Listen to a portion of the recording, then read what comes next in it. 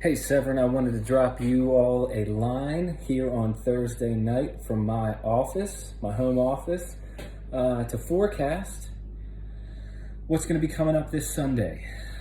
So I mentioned in a Instagram video I put out on Saturday, I was kind of processing my thoughts about the coronavirus, and one of the things that I mentioned in there was that I was still trying to really figure out whether or not I was going to specifically design a teaching that aimed at that. And so I wanted to let you all know that my convictions have led me to do that. And so this Sunday, we're going to take a break from our series from the book of Proverbs. And I've designed a teaching that aims specifically at the coronavirus. And first and foremost, my desire through this week's message is to give us all a God's eye view of where we find ourselves in, not just as a country, but really as a planet, and help us interpret recent events through the lens of God's word, which I am convinced is the only reliable news source that there is.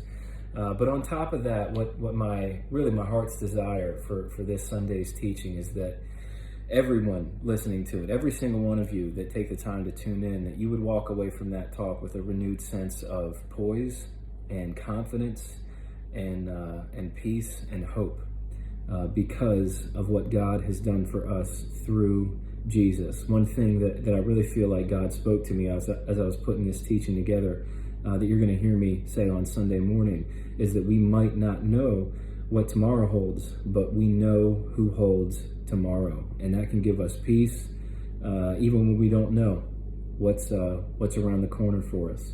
And so that's going to be Sunday's talk. The other thing that I'm really excited to announce, I heard from a number of you that you really missed worship this past Sunday, and to be honest with you, I did as well.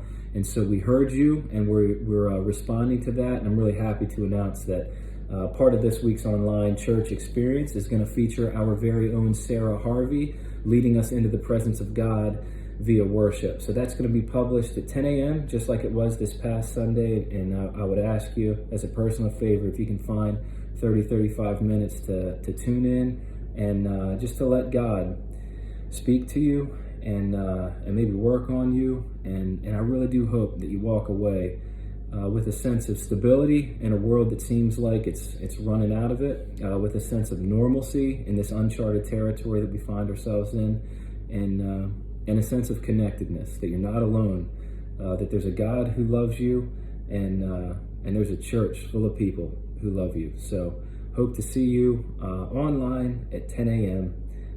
Love you guys. Stay safe. That's it. That's all.